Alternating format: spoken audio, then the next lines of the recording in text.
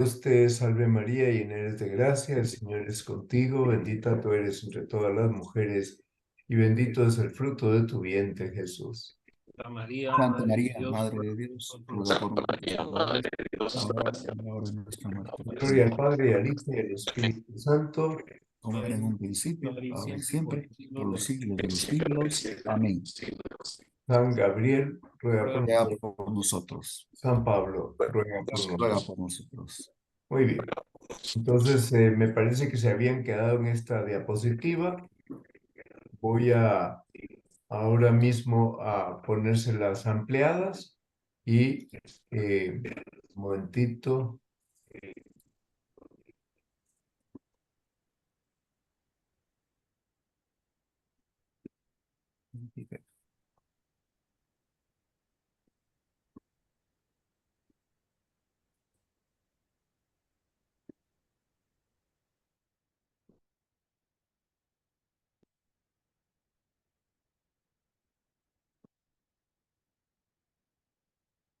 Bueno, entonces, todo lo que hicieron los profetas fue confortar y animar al pueblo en la virtud de la esperanza, particularmente en ese tiempo en que ellos estaban, como ustedes saben, el pueblo de Israel estuvo cautivo y en su cautividad, pues el pueblo eh, pues, padeció mucho. Ese padecimiento por justamente el cautiverio en Babilonia se debía a la falta de fidelidad a Dios, y un modo de corregir eso pues fue el cautiverio. Entonces, lo que les transmitían era confiar en la elección, siguen siendo el pueblo escogido, y confiar en que, pues, ellos, si de verdad confiaban en que eran pueblo elegido, pero no abusaban de eso, es decir, si correspondían, entonces las cosas iban a ir bien. Si no correspondían, entonces podrían tener un castigo de Dios. Bueno, entonces hay dos acontecimientos relevantes que tienen carácter de castigo. El primer acontecimiento es la caída del reino del norte. Allí estaban incluidas 10 de las 12 tribus de Israel, y esto ocurre el año 722 antes de Cristo. Y casi 160 años después cae es exiliado el reino del sur, es decir, las dos tribus que faltaban, y pues se destruye Jerusalén en el año 587 antes de Cristo. Bien, Israel pierde la autonomía como pueblo, viven en el destierro, la tierra no es tierra de ellos, y el Señor los castiga, pero no los abandona, les manda profetas para que los animen y para que estimularlos a recomenzar. Y Isaías cuenta cómo ocurre el retorno del pueblo del exilio. El exilio era en Babilonia y regresan a su propia tierra para refundar el pueblo. Pero esta refundación fue solo parcial porque hubo judíos que se quedaron dispersos. Ni modo, no era fácil para ellos tomar la decisión de dejar lo que habían hecho e irse de nuevo. Entonces es un camino. Dios camina con el pueblo de Israel y el pueblo aprende a conocer a Dios. Saben a través de la experiencia, saben de la fidelidad de Dios, mantienen la esperanza de que Él iba a cumplir sus promesas y, en particular, la promesa definitiva, un rey que iba a descender de David, que al final de los tiempos iba a hacer una nueva alianza. En la fotografía que tienen ahí delante está tomada en Bolivia, en la parte sur de Bolivia, es decir, la zona caliente, y esa fotografía, pues, como ustedes pueden ver, es previo a la Navidad, ¿verdad? Y están en esos corazones de flores, lo que están proclamando es que están esperando al niño Dios. Bueno, la alianza Dios no la iba a escribir en tablas de piedra como hizo con la antigua alianza, sino que la iba a escribir en el corazón de los fieles. ¿Cómo? Pues a través de la presencia y de la acción del Espíritu Santo. Dios profetiza que todos los pueblos van a ser atraídos por el resplandor de la nueva Jerusalén y que todos van a terminar reconociendo al Dios de Israel. Y que cuando eso ocurra será el día de la paz perpetua y del mundo unido bajo un solo Dios. Pero claro, ellos mismos no han reconocido al Dios hecho hombre y por tanto pues nos faltan ellos junto a otros pueblos. Bien, todo el proceso, digamos, retrocediendo, cuando aquí habla de la nueva Jerusalén, está hablando de la iglesia, no solo está hablando de la reconstrucción de Jerusalén como una ciudad, sino que está hablando también simbólicamente de la iglesia, que es la que sustituye a la antigua alianza. Y por tanto, cuando acudan todos en masa, ¿verdad? Será el día de la paz perpetua. Bien, es un proceso que tiene etapas y Dios va preparando a su pueblo para que progresivamente estén en mejores condiciones de identificar que el Mesías va a revelarse él, o sea, el mismo Dios hecho hombre será el que consume la revelación. Bueno, entonces en Cristo se cumplen todas las promesas del Antiguo Testamento y con él llega la renovación que se anunció del final de los tiempos. Estamos en el final de los tiempos desde la primera venida de Jesucristo. Llevamos 21 siglos en el final de los tiempos. Y la vida terrena de Jesús es un continuo comunicar a todos los que lo ven unas dimensiones de Dios que no conocían ni podían imaginar. Y Jesús, cuando habla del Dios del Antiguo Testamento, dice que es el Dios de los patriarcas, de los profetas y de los reyes. Pero la predicación de Jesús tiene un sello. Utiliza el lenguaje y las ideas que los israelitas habían compartido durante siglos, pero obviamente ese lenguaje y esas ideas las conduce a su plenitud.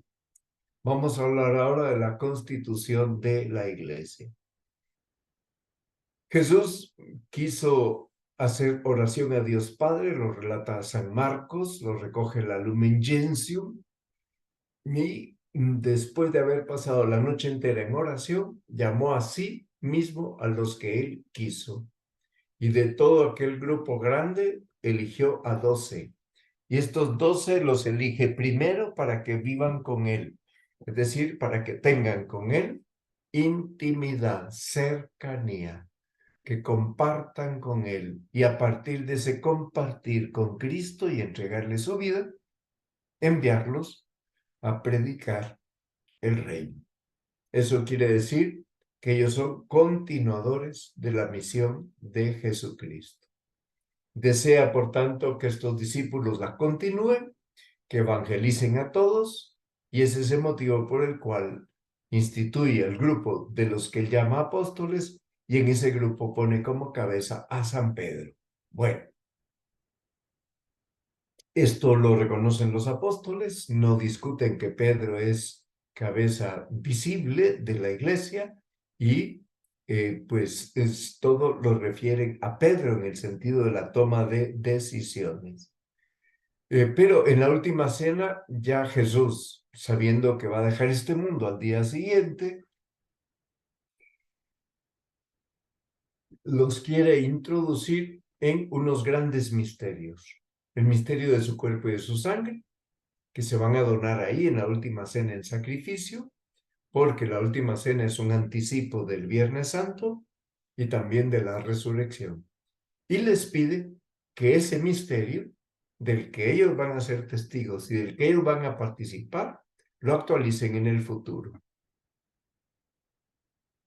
En la última cena los convierte en testigos de su resurrección, pues porque claro, Jesús les ha dicho ya que al tercer día resucitará, y el domingo de resurrección resucita y los acompaña 40 días preparándolos para la venida de Pentecostés, que será el encargado de fortalecerlos a ellos para que sean capaces de cumplir una misión que excede muchísimo a sus capacidades, a sus cualidades, y los excede también en cuanto a su mentalidad y, dijéramos, al localismo del que podían padecer porque eran aldeanos.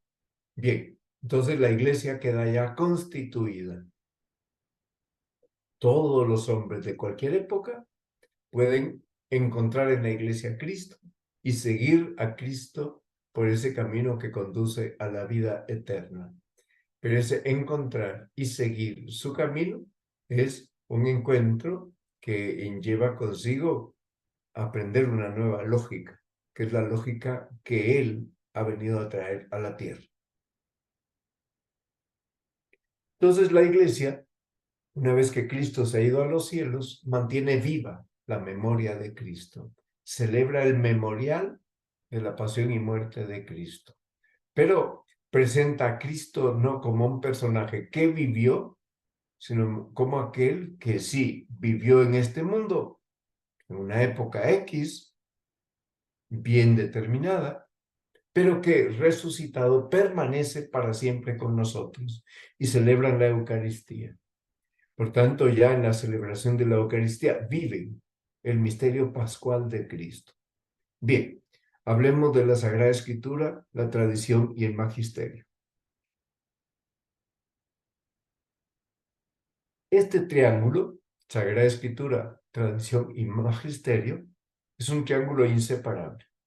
No podemos separar la escritura de la tradición de la escritura, y no podemos separar ambos del magisterio. Ya van a ver por qué. Entonces, lo primero que hay que decir es que fue inspiración divina que los judíos pusieran por escrito. El Señor inspiró a determinadas personas para que fueran los amanuenses, los inspirados por Dios, de modo que todo lo que Él había revelado a los patriarcas, a los profetas, a las personas justas y rectas, quedara por escrito. Sin embargo, todo eso, una buena parte de todo eso lo sabían por tradición. Y la iglesia, ¿qué hace? Acoge esas escrituras, el Antiguo Testamento, las venera. Las escrituras son una preparación pensada por Dios, de modo que el pueblo fuese siendo preparado para la revelación de Jesucristo. Y los apóstoles y los primeros cristianos ponen por escrito, también por inspiración divina, el testimonio de la vida y de la obra de Cristo. Pero subrayan de modo especial el misterio pascual. Es decir, todo lo que se refiere a su muerte, resurrección y ascensión a los cielos, todo eso lo subraya. Bien, entonces tenemos los libros del Nuevo Testamento que completan los del Antiguo Testamento y que llevan a plenitud los del Antiguo.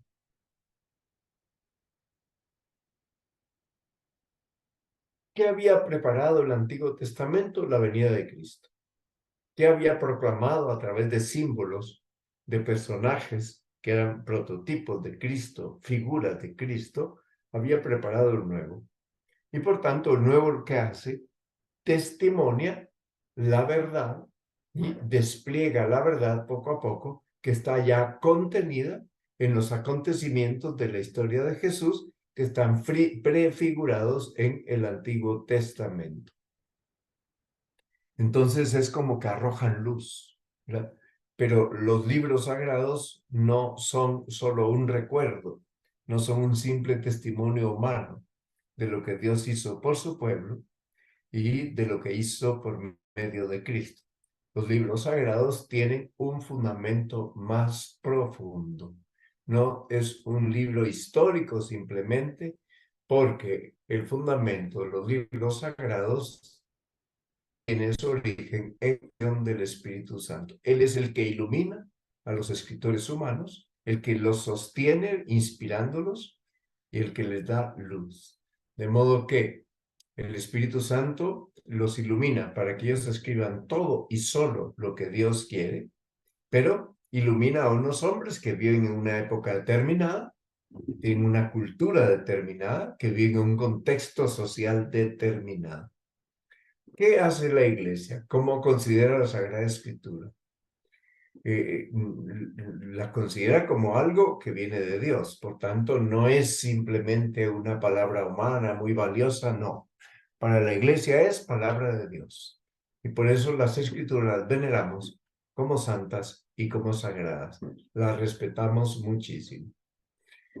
Dios hace que aquellos hombres que tienen unas facultades y unos medios propios de la época en que viven, pues sea lo que escriban. Ellos son los que escriben, pero ellos dejan que Dios obre en ellos y que Dios actúe por medio de ellos. Y por eso ellos son verdaderos autores de todo y solo lo que Dios quería que escribieran. Probablemente no se dieron cuenta de la repercusión que escribir aquello que les inspiraba el Espíritu Santo fuese a tener, pero hicieron esto. Bien, entonces en los libros sagrados también hay y están presentes las limitaciones que tenían los autores de orden cultural, filosófico, teológico, porque ellos escriben en momentos históricos distintos, en culturas distintas, y no son todos contemporáneos entre sí. Por tanto, ahí encontramos una multiplicidad de limitaciones culturales, filosóficas y teológicas que corresponden a los tiempos en que ellos vivían, a la cultura dominante de esos tiempos. Para nosotros eso no es un problema, para tener fe en las verdades que ahí se transmiten, porque esas verdades son teológicas. Entonces, no pretende la Biblia dar lecciones científicas del mundo. No pretende dar lecciones históricas, elaborando una crónica exacta, precisa de la historia humana. No, sencillamente es una verdad de orden religioso y se refiere a una visión sobrenatural de la realidad. Bueno, ¿qué es lo que en el fondo traen las Sagradas Escrituras? El sentido último de la vida nuestra sobre la tierra. Partiendo de la llamada que todos tenemos a vivir en comunión con Dios, a portarnos como hijos suyos en Jesucristo, y esta llamada, ese comportamiento, se puede expresar de muchos modos. Entonces se puede expresar por géneros literarios distintos, por metáforas y símbolos, por relatos que sirven para instruir en la virtud, por historias que realmente acontecieron y por otras historias que son metafóricas, unas que sucedieron realmente y otras que son metafóricas y que sirven para ilustrar una enseñanza. Bueno, el Espíritu Santo ha estado presente en el origen de los libros sagrados y Él es el que nos garantiza que los libros enseñan firmemente, con fidelidad y sin error, la verdad que Dios quiso que nos quedara, la verdad que necesitamos para nuestra salvación.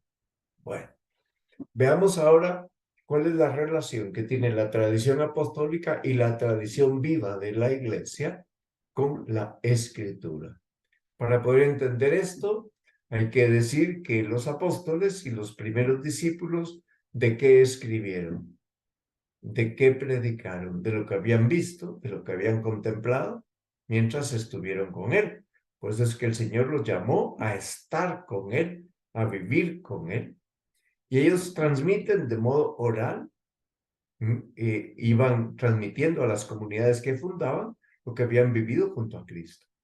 Por tanto, ellos predicaban el mensaje cristiano de salvación y lo realizaban ese mensaje tanto en la liturgia como en los sacramentos. De ahí que la liturgia y los sacramentos son vehículos también para enviar y transmitir un mensaje. Bien, pero luego, por inspiración divina, dejaron constancia en los libros del Nuevo Testamento. Vamos a llamar tradición apostólica a esa entrega oral de la vida de la doctrina de Jesús que precede a la transmisión escrita. Una transmisión que se vierte luego en escritos, pero que originalmente es tradición, entrega oral de unos a otros. Esa transmisión oral tiene aspectos que los apóstoles aprendieron de Jesús. Y según sea quien escriba, subraya unos aspectos o subraya otros. ¿Cuántos? Todos los que Dios quiso que nos transmitieran. Entonces, ¿qué es la tradición apostólica? ¿A qué llamamos tradición apostólica? A la transmisión de ese mensaje de Cristo que tuvo lugar desde los comienzos del cristianismo por la predicación, por el testimonio, por las instituciones y por el culto y los escritos inspirados. Por tanto, fíjense ustedes que las herramientas de transmisión son la predicación, el testimonio vivo que daban ellos, las instituciones que se iban originando a partir de aquella tradición, el culto, un estilo para el culto y unos escritos que luego sirvieron de base. Bueno, entonces la tradición apostólica, la iglesia la transmite de dos maneras. La primera es oralmente. ¿Cómo? Cuando la iglesia predica y realiza lo que aprendió de Cristo y lo que enseñaron los apóstoles. Este primer modo, sea tradición oral, se le conceptúa simplemente con la palabra tradición. Bien, y luego por escrito, cuando transmite la escritura a las nuevas generaciones cristianas, pero la transmite ya a través de la Sagrada Escritura. Entonces, ¿de dónde procede la tradición? De los testimonios de los apóstoles sobre la vida de Jesús y sobre lo que él enseñó. Por eso es que la fuente de esos testimonios coincide con los escritos del Nuevo Testamento. Tenemos por un lado la tradición y por otro lado la escritura. Tienen funciones un poco distintas porque la tradición es oral y es práctica. Es más rica y más flexible que la escritura. Y porque la tradición garantiza la autenticidad de la escritura. Por tanto, todo lo que está escrito porque así fue entregado verbalmente.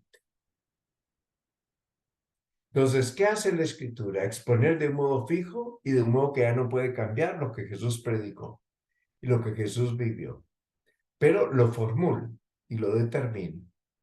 Entonces, la escritura impide que las enseñanzas se deformen con el tiempo o que sean sometidas al arbitrio conforme van cambiando las culturas y las mentalidades.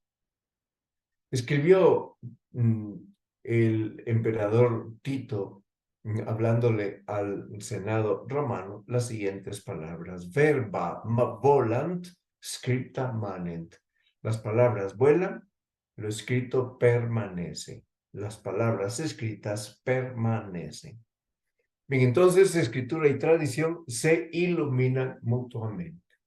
Nosotros conocemos por tradición qué libros son inspirados y por tanto, por ese motivo, pueden formar parte de la lista oficial de los libros de la Escritura. La palabra canon significa lista. Los libros que componen la Biblia cristiana siempre son los mismos. Son los que la tradición indicó como inspirados. En total son 73. Pero había otros escritos en la misma época. Hablaban de Jesús, pero nunca se consideraron inspirados. Y a esos escritos se les llama apócrifos. Y la escritura, por otra parte, puede servirnos, la escritura misma nos sirve para que nosotros podamos distinguir y podamos pues reforzar lo que pertenece o no pertenece a la tradición. Entonces, viendo la escritura y constatando con la tradición, nos damos cuenta, esto sí pertenece, esto no pertenece. Bien, voy a poner un ejemplo. En el Nuevo Testamento se ve que Jesús ayunó 40 días en el desierto. Por eso, cuando la tradición nos manda ayunar en tiempo de Cuaresma, ¿dónde encuentra su apoyo? En el Evangelio, que dice que Cristo ayunó como esos 40 días. Bueno, vamos a hablar ahora del magisterio de la Iglesia. Los tiempos van sucediéndose unos a otros. Y el sucederse de los tiempos lleva consigo un progreso no solo material, sino progreso en modos de decir, en modos de transmitir. Hay cambios culturales, hay cambios de mentalidades. Cuando se convoca un concilio como un sínodo, como el que estamos teniendo, llamado sínodo de la sinodalidad en la Iglesia Universal, ¿para qué se convoca? Para que podamos entender, oyendo a la gente, entender cómo explicarles las verdades de siempre. Por tanto, no es para cambiar la escritura, como algunos han creído. No es para cambiar la tradición.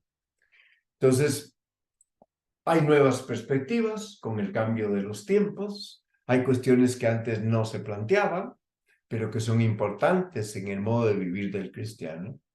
Ahora hablamos mucho de la ecología, del derecho a tener un puesto de trabajo, cosas que no fueron discutidas en la antigüedad. No se planteaban entonces, pero vemos que inciden mucho en el modo de vivir la vida cristiana y por tanto ahora se habla de esto. Entonces, el Señor, cuando establece la iglesia, distingue. Unos son los pastores y otros son los fieles. A los pastores les da una gracia especial de discernimiento. Gracia es un carisma de discernimiento. Ellos van a discernir lo que es adecuado a la vida cristiana de las personas y las comunidades y lo que maltrata a las personas y a las comunidades y las destruye. Por tanto, los pastores son los únicos capacitados con el carisma de discernimiento para distinguir qué nos conviene y qué no nos conviene. Bueno, entonces la tarea de enseñar recibe un nombre y el nombre es magisterio. Magister quiere decir maestro. ¿Cuál es la función del magisterio? Prestar un servicio a la escritura y a la tradición. Por tanto, el magisterio nunca está por encima ni de la escritura ni de la tradición. Entonces, ¿qué hace el magisterio? Servir a las dos. Las interpreta correctamente y las expone con fidelidad y las transmite, pero no puede ni quitar ni añadir. Entonces, si queremos tener una interpretación auténtica de la revelación, ¿a dónde hay que ir? Hay que ir al magisterio vivo de la Iglesia, es decir, que han enseñado a lo largo de los siglos los papas y los obispos. El Papa, como obispo de Roma, y los obispos que han estado y están en comunión con él. Solo ellos pueden ejercitar esta función de magisterio vivo. ¿Por qué? Porque la ordenación episcopal les confiere una ayuda del Espíritu Santo a la que vamos a llamar el carisma de verdad. Con esa ayuda ellos pueden comprender el contenido de la revelación al ejercer su ministerio. Entonces los obispos tomados de uno en uno individualmente se pueden equivocar. La iglesia en su conjunto, es decir, cuando hablamos de la unidad del Papa con los obispos unidos a él y los fieles cristianos, no se puede equivocar en los asuntos que se refieren a la revelación. Entonces, el Papa no se puede equivocar cuando enseña desde la cátedra de San Pedro, es decir, de un modo público y solemne, que una doctrina tiene que ser tenida como definitiva. ¿Por qué? Porque pertenece a la revelación divina. Por tanto, cuando ya habla de ese modo, no puede equivocarse. Pío XII habló ex cátedra con una formulación dogmática. El último dogma que se ha proclamado en la Iglesia Católica el 1 de noviembre de 1950, cuando se proclama el dogma de la Asunción de María Santísima a los cielos.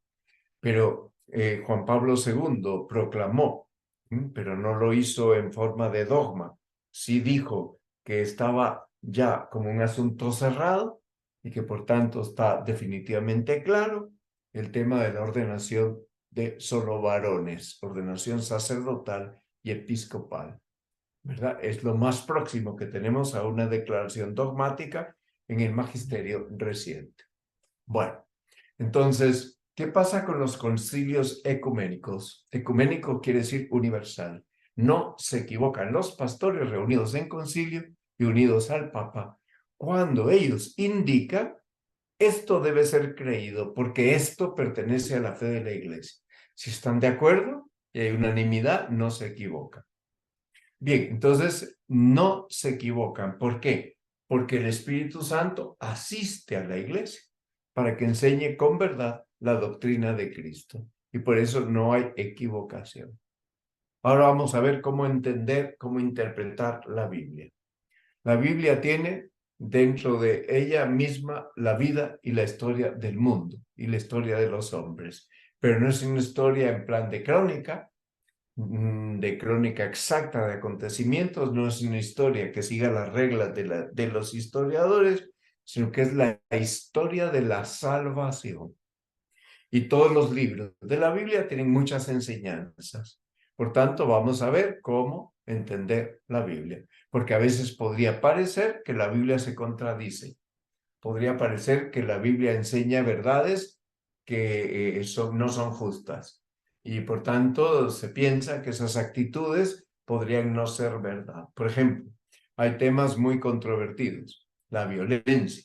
En la Escritura hay violencia. En el Antiguo Testamento hay violencia. La esclavitud, el papel de la mujer, la venganza, ¿de acuerdo? Pero entonces, ¿cómo hacer para entender estas cosas? Hay que aprender a entender lo que la Escritura desea enseñar, ya sea en cada tema o ya sea en una unidad textual. Entonces, esta fotografía yo la tomé de protestantes, ¿verdad? Ellos dicen que la Biblia es para oír, Ezequiel, para leer, Deuteronomio, para estudiar, Proverbios, para memorizar, Salmos. Y va haciendo unas citas en cada una. Ok. Pero si nos quedamos en analizar un versículo separado de una unidad textual, vamos a correr el riesgo de hacer decir a ese versículo lo que no dice la unidad textual. Bien, entonces el Vaticano II dedicó un documento a la revelación divina y ese documento se llama Dei Verbum.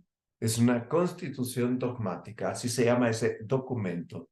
Bien, en el capítulo 3 de la Dei Verbum se habla de los principios y de los criterios que hay que tener en cuenta para interpretar la Biblia de modo correcto. Son 4 principios, 4 criterios. Primer criterio, Dios es el autor de toda la Sagrada Escritura. Pero en la Escritura habla al hombre a través de hombres y a la manera humana. Esto es lo que no podemos perder de vista. Habla al hombre a través de hombres y habla de modo humano.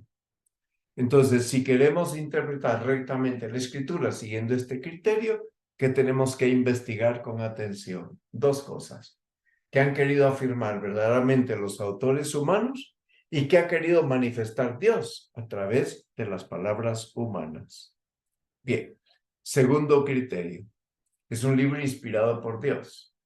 Por tanto, ¿cómo se interpreta la Biblia? Primero hay que pedirle al Espíritu Santo que nos dé su luz. Luego, el intérprete tiene que estar abierto a Dios y pedir ayuda para entender correctamente la Escritura.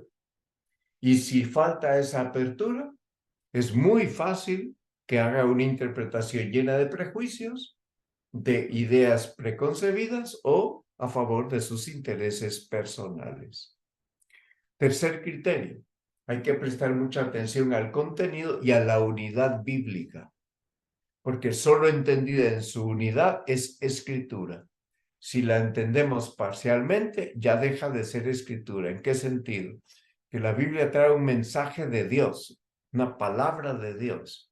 Cuando nosotros desguazamos la escritura y nos quedamos solo con unas verdades y otras decimos, estas no, porque no me gustan. Bueno, tenemos que entender la unidad. ¿Cuál es el mensaje que Dios nos da? Unidades temáticas. Bien, este principio es muy importante porque no todo lo que indica la escritura tiene el mismo valor, tiene la misma fuerza.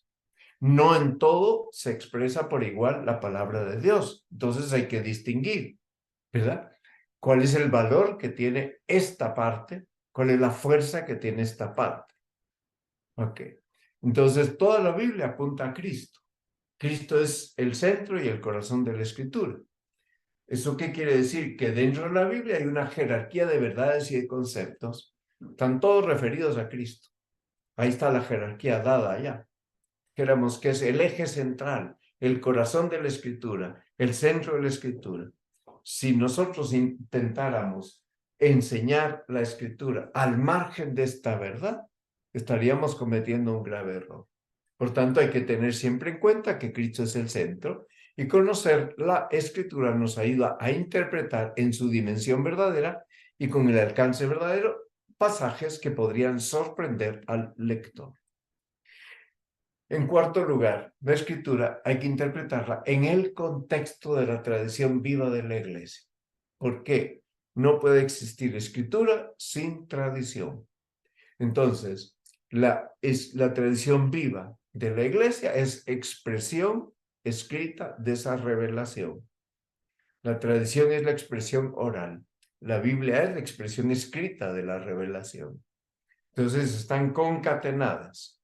La tradición tiene prioridad lógica y prioridad cronológica a la escritura. Entonces, junto con la tradición hay que tener en cuenta el conjunto de la fe de la Iglesia. A esto le llamaremos la analogía de la fe. Así como hay que tener en cuenta la analogía bíblica, hay que tener en cuenta la analogía de la fe. La analogía de la fe, se expresa en el magisterio de la Iglesia. La analogía de la fe tiene una gran armonía entre todas las verdades que enseña y hay una gran unidad de la doctrina. Por tanto, la doctrina no se contraría en unas partes con respecto a otras y todas las verdades están armonizadas. Bueno, teniendo en cuenta que la interpretación de un pasaje bíblico podría contradecir aparentemente una verdad de la fe ya definida, hay que entender que si interpretáramos así un pasaje bíblico en contradicción con una verdad de fe definida, esa interpretación difícilmente puede ser verdadera. Entonces hay que comprender. Para esto les sugiero dos libros de Scott Hahn, ese magnífico manual que tienen a la izquierda, que se llama Comprender las Escrituras. Es un curso completo para el estudio de la Biblia, un manual precioso. Y luego una guía de bolsillo para entender la Biblia, escrita también por Scott Hahn. Bien, esa es la última diapositiva de esta clase. Quito las diapositivas y pasamos a la conversación de las preguntas que ustedes tengan.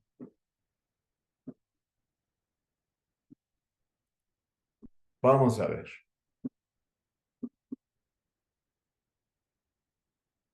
¿Qué quisieran preguntar?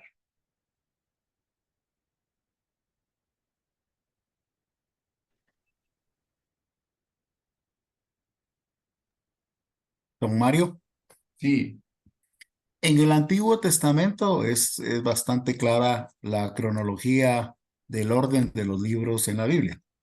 En el sí, caso del Nuevo Testamento, no queda tan claro porque son escritos algunos en los mismos años. sí. Digamos, no es un orden cronológico. Bien, la Biblia de Navarra trae un orden trae una cronología del Antiguo y del Nuevo Testamento. Ok. Gracias, don Mario. Muy bien. Es interesante, lo trae como un apéndice atrás. Entonces, al consultarla, encontrarás esa cronología de la que hablas. En efecto, lo que pasa es que el Antiguo Testamento tampoco pretende darnos una relación cronológica ordenada de los acontecimientos. Y para eso, pues para poder entender todo eso, tenemos que entender también las ciencias humanas que nos ayudan a comprender cuál fue la cronología de la historia de ese pueblo, para poder comprender dónde se ubican ciertos pasajes, ¿verdad? Muy Ok. bien. ¿Qué más? ¿Quién más quería preguntar?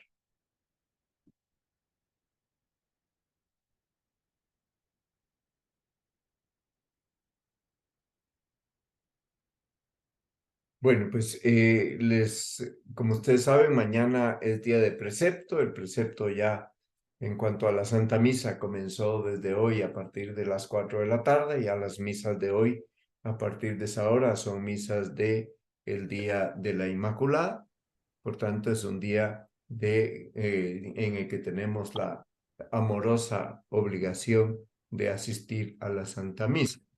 La clase de hoy es la última de este año, porque el próximo jueves yo estaré en Honduras dando otras clases, y pues ya el siguiente ya estamos demasiado cerca de la Navidad.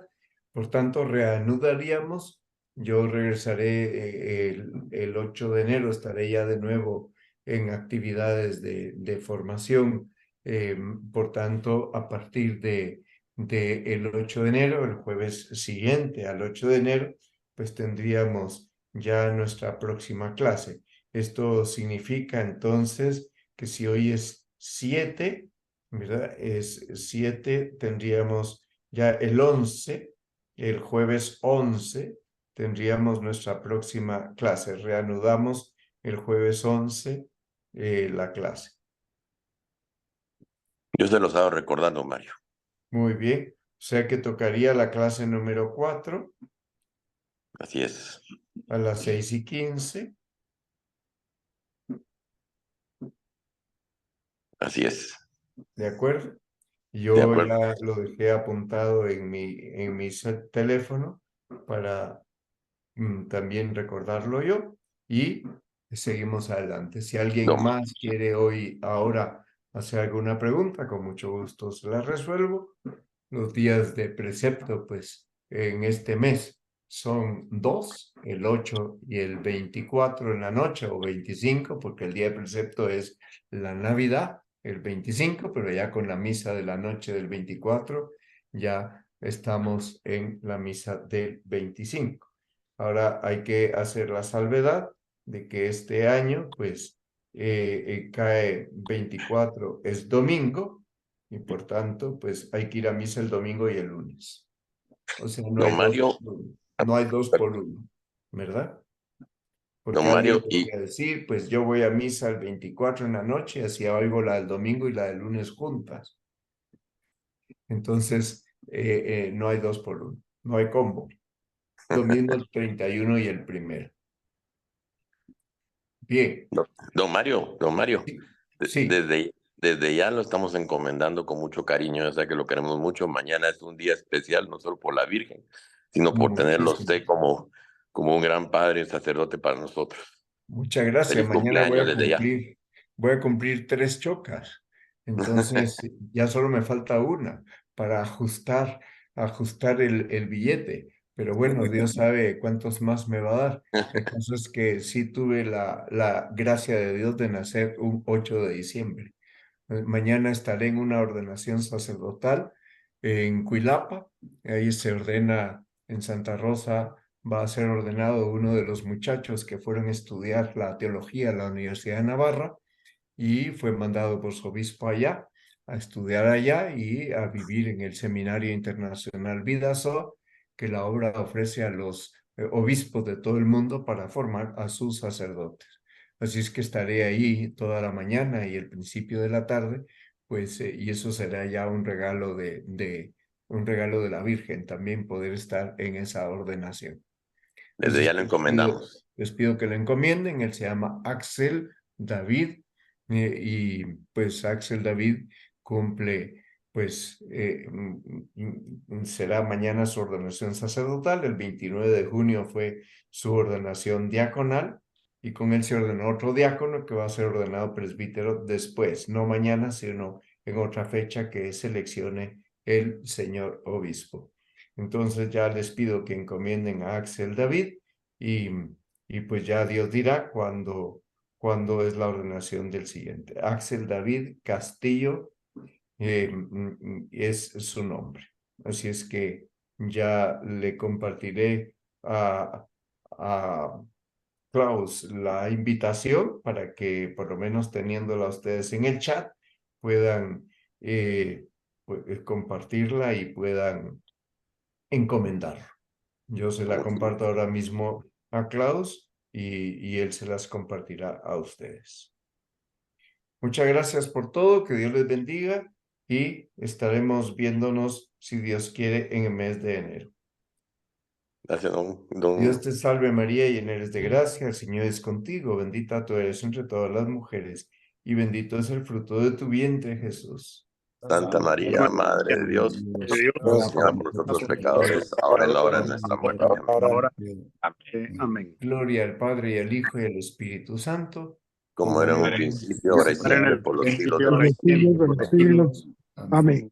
San Gabriel, Ruega por nosotros. San Pablo, Ruega por nosotros. Santa María, esperanza nuestra, asiento de la sabiduría. Ruega por nosotros.